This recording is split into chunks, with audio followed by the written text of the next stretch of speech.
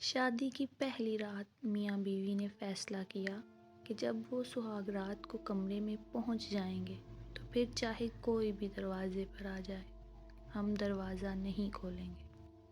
ابھی دلہا دلہن کو دروازہ بند کیے ہوئے تھوڑی ہی دیر ہوئی تھی کہ دلہے کے والدین کمرے کے باہر پہنچ گئے تاکہ اپنے بیٹے اور بہو کو نیک تمناؤں اور راحت بھری زندگی کی دعائیں دے سکیں۔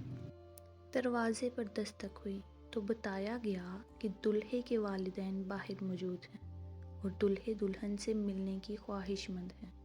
دلہا اور دلہن نے ایک دوسرے کی طرف دیکھا۔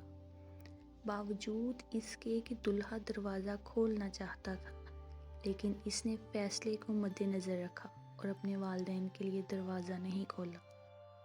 دلہے کے والدین کچھ دیر وہاں کھڑے رہے اور پھر مایوس ہو کر واپس چلے گئے۔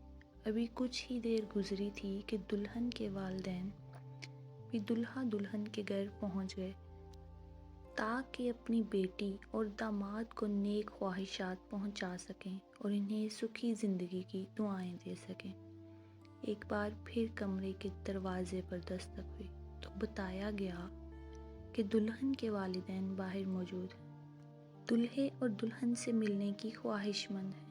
دلہا دلہن نے ایک بار پھر ایک دوسرے کو دیکھا اور اپنا فیصلہ اپنے ذہن میں تازہ کیا۔ باوجود اس کے کہ فیصلہ ہو چکا تھا کہ کسی کے لیے بھی دروازہ نہیں کھولا جائے گا، لیکن دلہن کی آنکھوں سے آنسو جاری ہو گئے اور اس نے کہا کہ میں اپنے والدین کے ساتھ ایسا نہیں کر سکتی اور اٹھ کر دروازہ کھول دیا۔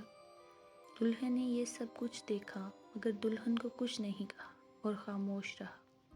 اس بات کو برسوں بیت گئے۔ اس کے ہاں 4 بیٹے پیدا ہوئے اور 5ویں بار اللہ نے ان کو بیٹی دی۔ شوہر نے بیٹی کی پیدائش پر انتہائی خوش تھا اور اپنی ننھی گڑیا کے اس دنیا میں آنے کی خوشی میں ایک بہت بڑی پارٹی کا انتظام کیا۔ اس پارٹی میں اس شخص کو بلایا جس کو وہ جانتا تھا۔